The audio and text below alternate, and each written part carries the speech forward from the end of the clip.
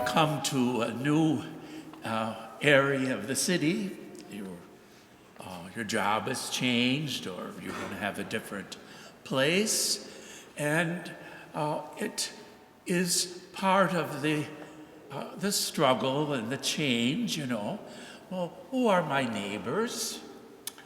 And sometimes it takes a while for neighbors to kind of either get along or to, take the chance to talk and things like that.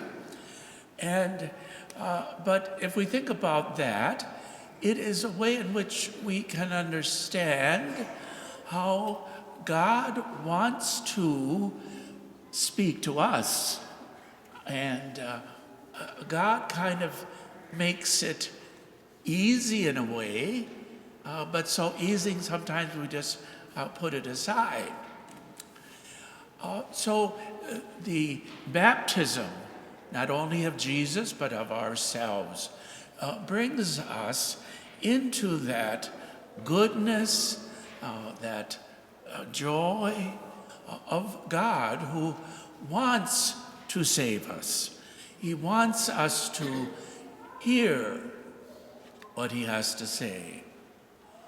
And we can take this in life because the baptism of any one of us is a real help to salvation for us and for that person. And we see in this the dignity that each of us has. It is something that nothing can take away from us. The worst case scenario of life, the best part of life, etc., it cannot be taken away, because that is God's gift. And that's why the readings today also speak about our body and how our body is a way of showing and passing on that goodness of life. We say we are made in the image and likeness of God. It's a good phrase to keep us awake and to not only learn from our neighbor to kind of have a relationship, but also in life.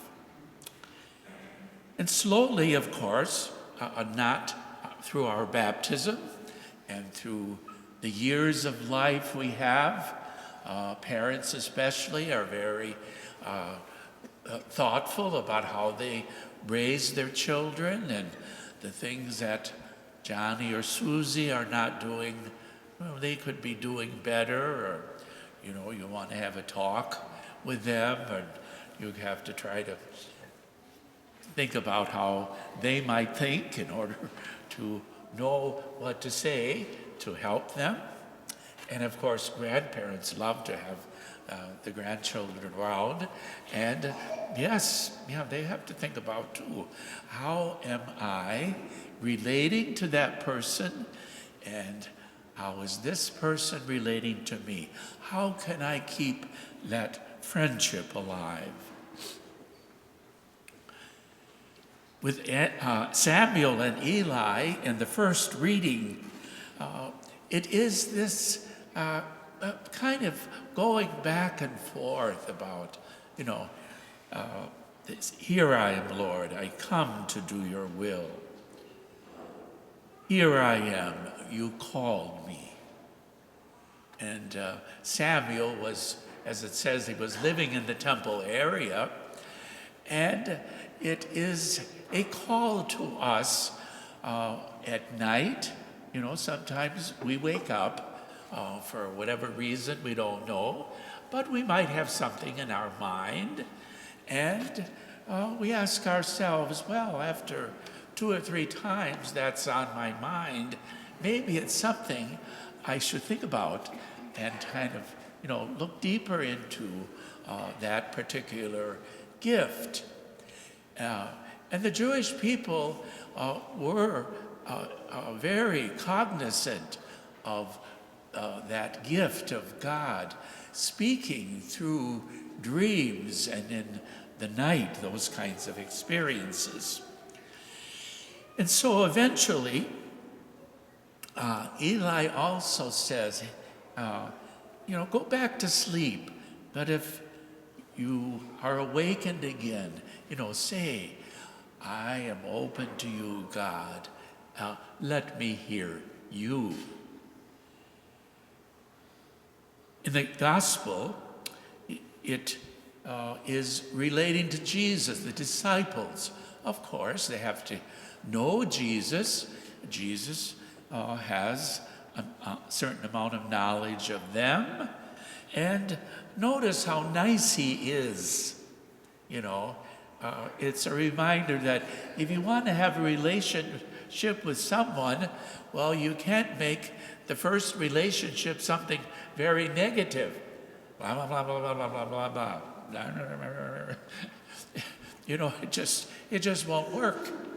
It's like if you have that kind of an attitude and you say to your future spouse, gee, I would really like to marry you and blah, blah, blah, blah. Maybe the other person is saying, gee, I don't know inside if this is going to be the right thing, We have to have that sensitivity to others. And I find that God has a great sensitivity to us about our lives. They finally say, they say to Jesus, where are you staying? That's another very warm way of being with someone, oh, you're coming to town. Do you want to stay with us? Oh, yes, I'm glad you asked. We don't want to ask ourselves, but... And then he simply says, come and see. So he doesn't, really tell them what his home is about, and, like we might. Of course, things were much simpler there. And the home is not perhaps a physical place, but a spiritual, a sense of our lives that he invites them. And they say, we have found the Messiah. So if we notice in these gentle words of Jesus and these inviting words of Jesus, that is the attitude that we want to bring to our prayer. Yes, at times it might be that our prayer, is kind of upset about different things. Well, the Lord doesn't mind listening to that.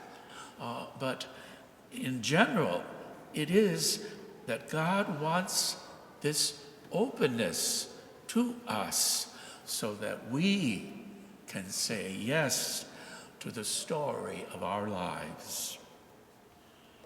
And so we say, and we agree, speak, Lord, for your servant is listening.